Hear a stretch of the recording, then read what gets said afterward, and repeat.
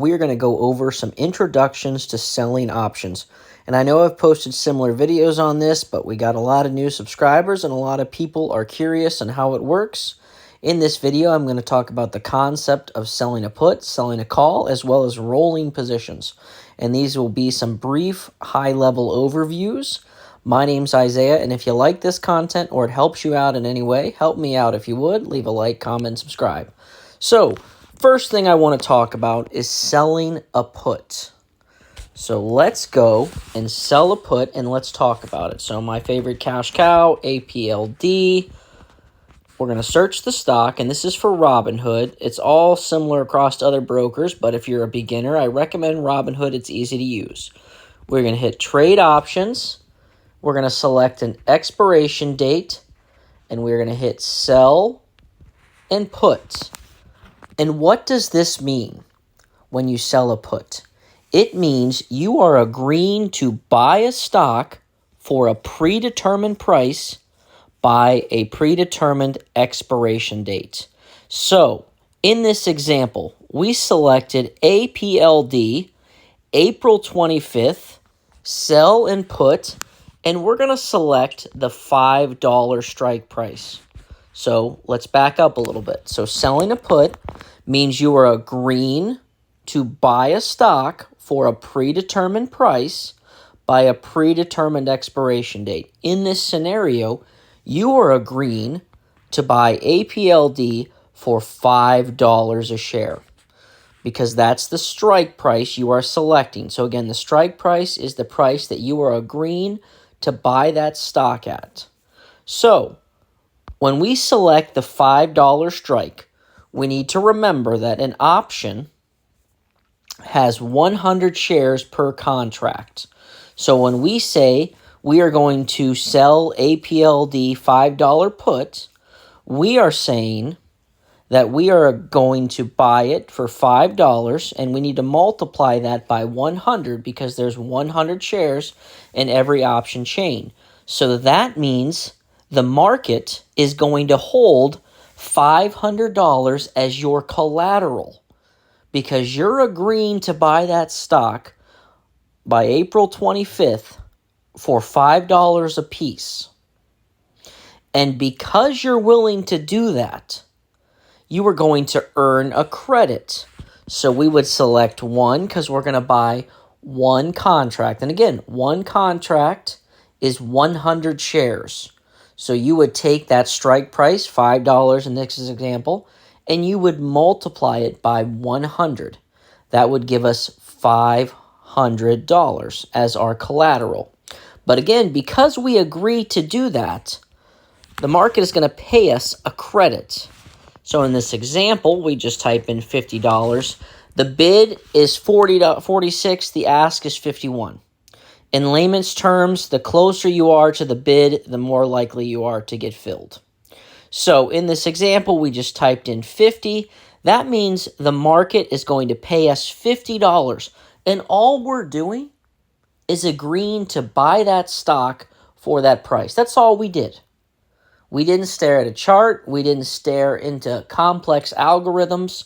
Selling a put, in basic terms, a cash secured put, is agreeing to buy a stock for a predetermined price by a predetermined expiration date. And I don't want you to make it more challenging than that. Let's take everything down to a simplistic level and let's start there. So again, because we would agree to buy that stock at the $5 price by April 25th, the market is going to pay us $50. So that's part one. We are selling a put on APLD. And because we sold that put, again, we would collect $50 as our credit in this example. So let's scroll down to APLD, and you can kind of see how much money I've collected in credits from this. And the thing I want to show you is look at those short rolls. You see that? That is me rolling my position. And I'm going to talk about that a little bit more in depth. But I want you to see this example. So we sold APLD $8.50 put right here for $140. We collected $140 because we agreed to buy it for $8.50. Now, the market had quite a bit of a drop-off, which is okay. That happens. So in the meantime, as you can see, we rolled the position on March 12th, collected another $70. We rolled it again on March 27th, collected another $62. And we rolled it again on April 7th, collecting another $50. So again, we're going to go into detail on what rolling a position is, but I wanted to show you how easy it is to collect credits by selling a put. Again, and I'll repeat it 100 times over. Selling a put, you're agreeing to buy a stock for a predetermined price by a predetermined expiration date. In this example, we chose April 25th.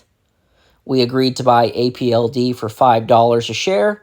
And don't forget, there's 100 shares per option contract. So, let's say April 25th comes around and our $5 strike price, we agreed to buy it for $5, but you know what? The market had a huge downturn. So let's say APLD is trading at $4.50. So it's trading below our strike price. Again, we agreed to buy it for $5. So no matter how low it's trading at, we are obligated to purchase that stock at $5 per share. But you know what? Rather than letting it get assigned to me, I'm going to roll that position out further. And again, at the basic level, rolling a position, you're still agreeing to buy it for that $5, but you're giving yourself more time. So rather than your expiration being April 25th, let's roll it out to May 25th. And let's see what that looks like in an example here. So let's see if I have any APLD stocks open. Do I have any? I got a ton of options open, guys. We run the strategies. All right, so $9 APLD. I've rolled this one for a while because, again, I sold this when APLD was around $10, and I think it'll come back up there just like everything else. But I have it opened, and I don't want to get assigned. Even though I agreed to buy it for $9, I don't feel like doing so yet. So I'm going to select trade, roll position, and it's a short put roll. And I'm going to roll it out to October 17th. Again, these are hypothetical examples. If I would roll it out to October 17th for the $9 put, I would collect $440, as you can see here, for rolling that position. But when you roll a position, you have to buy to close, because remember, when you sold a put, you sold to open, so you are buying to close, and then you are selling to open. So in this example, I would net a $70 credit by rolling that position. And that credit is in addition to the amount we collected. So let's go back to our original example. We sold the APLD a put for $5. Again, we agreed to buy it for that $5 strike. We collected $50 in this example. But we decided we wanted more time. Let's roll it another month out. So we rolled it 2 months out, 1 month out, 3 weeks out, your personal preference. The farther you roll it out, the larger credit you collect. So we rolled it out and we collected an additional $70 here. As you can see, the total credit, $70. So that means with our original investment of the $500, again, you don't add any more money when you're rolling a position. It's that same $500 that the market is holding when you agreed to buy the stock for the $5 strike. Now you've collected $70 on top of it. So now you've collected $120 on one play. That $500 investment gave you a credit of $50. You rolled the position. You collected another $70. So now you've collected $120. And let's use the example of you rolling the position 1 month at a time. If you rolled the position 1 month a time, every month, you are yielding that $50 if that's your return. That's a 10% yield every month, collecting another $50 on that original $500 investment. So again, let's go back to the beginning. When you sold the put on APLD, we agreed to buy that stock for $5. The market had a downturn. You decided you did not want to buy it for that $5 price just yet. So you rolled it out another month from April 25th to May 25th. In this example, you collected an additional $70. So from our $500 investment, you've now collected $120. And I know on the surface, it sounds pretty simplistic, but I just showed you my APLD history where I'm just rolling positions and rolling positions. I've had stocks that I've rolled for years, long periods of time. Just keep rolling the positions, and you will eventually either get the stock back up to where you were, or you just sell the stock for less than you agreed to buy it for because you've collected hundreds or thousands of dollars worth of credits. And the reason I like selling puts so much more than high-yielding dividend plays is in that example where you collected $50 for a $500 investment. A 10% yield per month is 120% yield in a year. That's pretty good. And that's very obtainable while you're selling options. So now let's go to the next part. We talked about selling a put. You're agreeing to buy that stock. We talked about rolling the position. Again, all you're doing is giving yourself more time. You're still agreeing to buy that stock. Nothing about that contract changed other than the expiration date. So now you've bought yourself a little bit more time, and I use buying incorrectly there because you are collecting a credit. You're not buying anything. You're collecting another credit. So now, let's say April 25th comes around, and the stock is trading at $4.50. What does that mean? Well, that's below the $5 you agreed to buy it for. Because remember, from the original example, you agreed to buy APLD for $5 when you sold that put.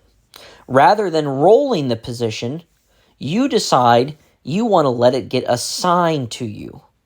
That means exactly what you agreed to do in terms of buying the 100 shares, one option contract, 100 shares, for that $5 strike. So now you would own 100 shares of a stock. So let's scroll down here and let's look at FCEL. I own 700 shares of this stock, and I sell a covered call, which I'm going to talk about it every week. And 56, 30, 35, collected nice cash from it. So, selling a put, we're agreeing to buy the stock for a predetermined price. Let's talk about selling a covered call. That means you are agreeing to sell a stock for a predetermined price. Now, same idea. Has to be 100 shares because it's an option contract. Every option contract is 100 shares. So you own 100 shares of your APLD. So here's what we're going to do. We're going to select trade options. Same concept. We're going to select an expiration date. When you sold that put for April 25th, you agreed to buy that stock at that price by April 25th. We're the same concept here with selling the covered call. You're agreeing to sell the stock for that predetermined price by the expiration date. So let's go to April 25th for our example. We have buy and sell. Let's select sell and call because, again, we're agreeing to buy it for that price. We're agreeing to sell it for that price. Apologize about that. Agreeing to sell it for that price. Let's say we want to sell it for the $4 strike here. Actually, you know what? I apologize. I'm going to stick with the APLD $5 example just to not jump around on you on the price. So, we're agreeing to sell our stock for that $5 price because remember, we bought it for $5, but we're not trying to sell it for more than we bought it for. No, we're going to stay at the exact same price because we're making our money on the credits. You collected a credit when you sold that put. You are now going to select and collect another credit when you sell the call. So, $5 strike, we're going to hit sell, and let's just say we're going to collect $50. Again, these are hypothetical numbers just for examples. So, we're agreeing to sell our stock that we bought for $5. We're going to agree to sell it for $5. And the market, because we're agreeing to sell a stock for a predetermined price, the market is going to give us another credit. So now we've collected a credit on that $500 investment when we sold the put. The shares were assigned to us. We bought the shares for $5 a piece, 100 of them. Now we're going to sell those shares for $5 and collect another $50. So now we have collected, in our example, $100, and all we did was agree to sell a stock and agree to buy a stock. And when you do these, it's called running the wheel strategy. And I know you're thinking, this seems too easy. And it really is. In my opinion, selling options is the best way to start investing because all you are doing is agreeing to buy or sell a stock for a predetermined price. And because you're doing that, you are going to collect a credit.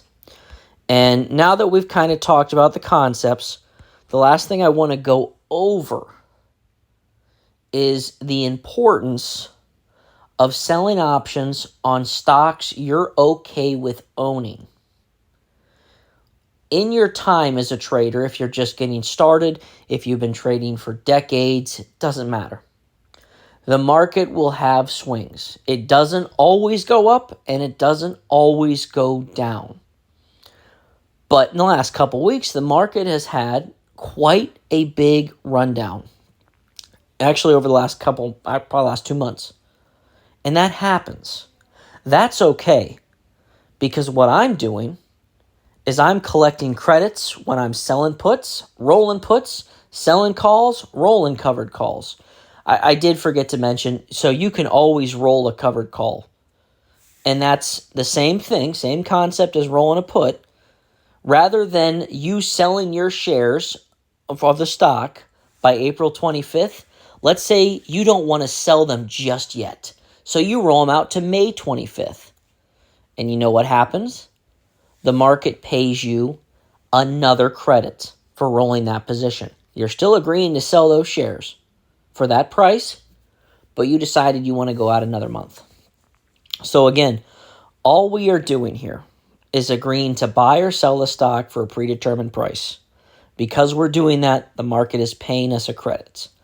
But it's important that you only sell puts on companies you're okay with owning at that price. For me, APLD, $5, I'll own that every day to Sunday. So I'll sell a put on that price every time. If you're somebody that's just trying to sell puts to collect credits, that is not the way you want to go. There are some really volatile stocks out there that give some very high credits. My advice is do not change them. Do not chase them. My advice, the same way I trade, and I've traded the same way for a very, very long time. I find a stock that I'm interested in. I like what they're doing. I like what the company's all about. That's my research. I don't stare at the chart. I don't stare at the market trends. I don't spend near that kind of time. I identify a stock that I like, a company that I'm interested in. I find a price I'm comfortable with owning that stock at. So for me, if I see a company trading at $10, for those that remember, 100 shares per option contract, that would mean I would have to have the market hold my collateral of $1,000 because, again, 100 times your strike price. The strike price is the price you agree to sell that put at, the price you agree to buy that stock at. So when I see that, I'm okay with owning that stock at that price. So whether it goes down to $7, $6, or $5, I had agreed to buy it for $10. I'm okay with owning it at that price. That is the most important research you can ever do, in my opinion. As long as you're good with owning it at that price, you don't lose. Because again, let's go over the basics one more time. When you sell a put, all you're doing is agreeing to buy that stock for a predetermined price by a predetermined expiration date. And because you're doing that, you're going to collect a credit. On the flip side of that, selling a call means you are agreeing to sell a stock for a predetermined price by a predetermined expiration date. And because you agree to do that, you are going to collect a credit. So I hope this video helped.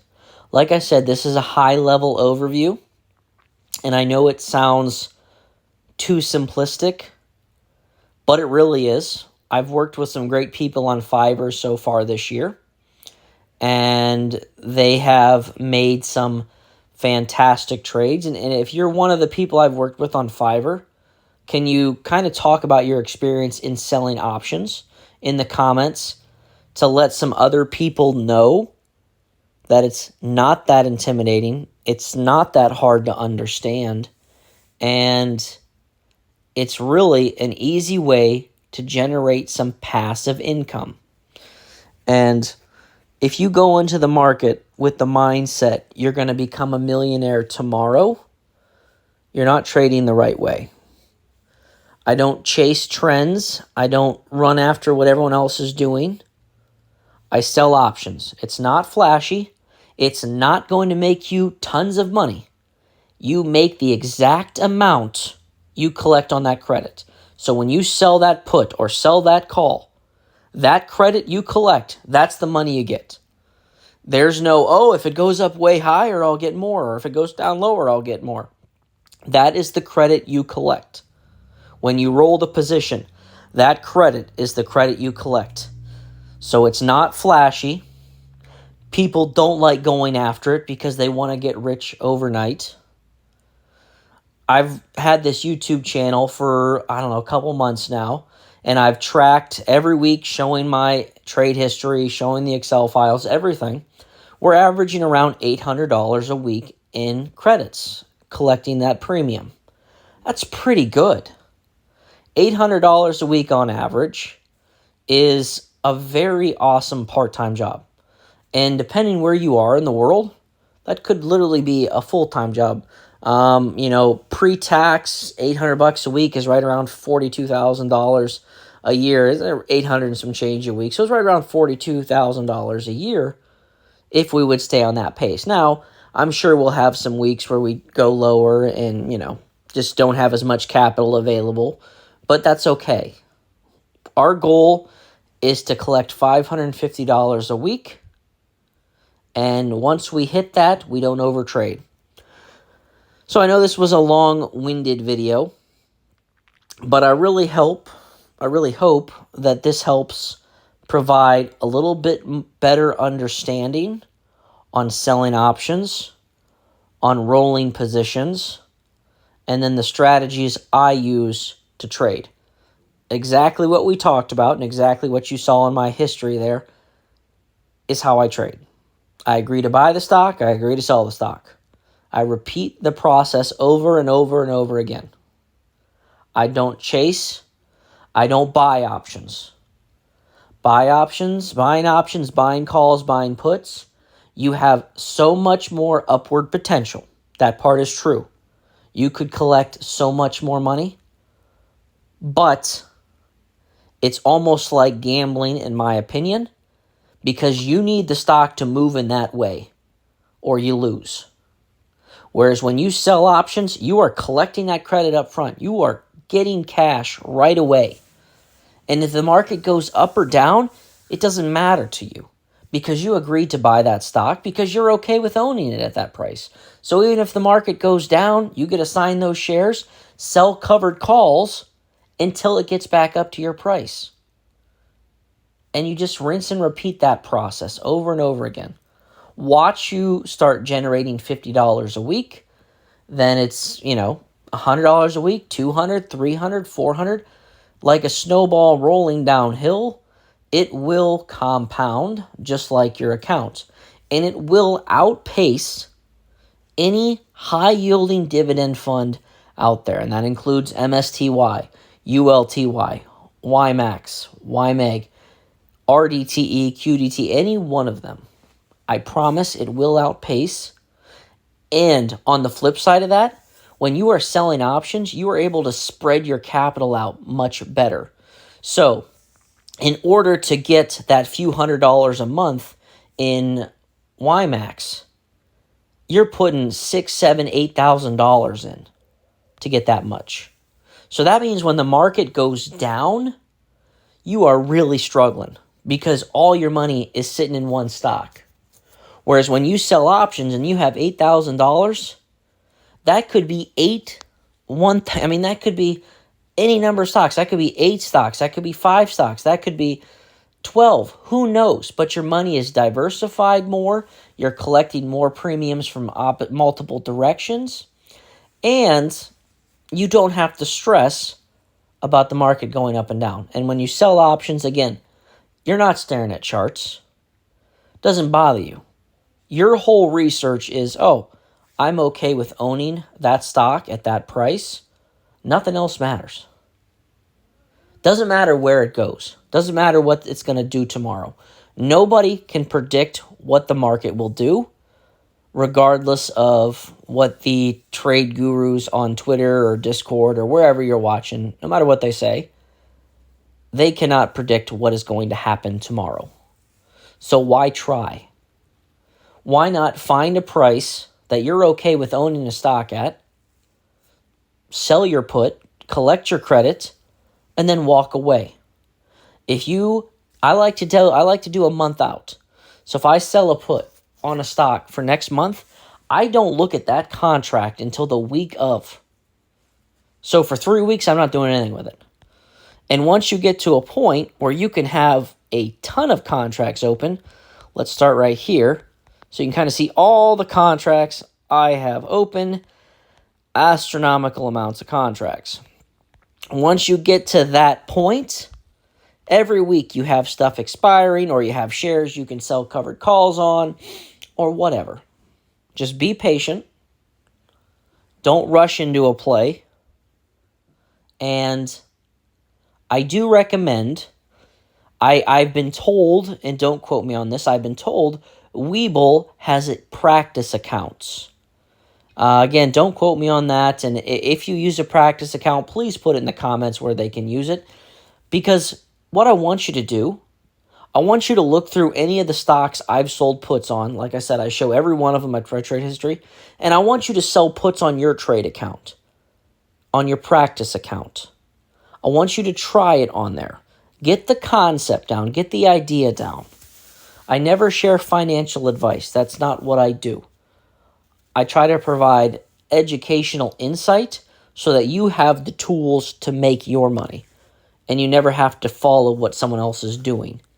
Because if you're doing that to make your money, you're not going to get ahead. You're reliant on someone else. So again, long-winded video. And if you made it this far, you're awesome and I appreciate you. But like I said, if you're someone I've talked with on Fiverr and you're watching these videos, please let people know in the comments, hey, it's actually pretty easy. I understand it. Or, give it a shot. Some words of encouragement. I want other people to try it. Start on a practice account. Start small. Get comfortable with the concept. Again, not financial advice, providing educational insight on the terms. And also, if you made it this far, like I said, it would really help me out if you'd subscribe, like the video, and leave a comment. Let me know. But I enjoy working with anybody, and I'll see you again soon.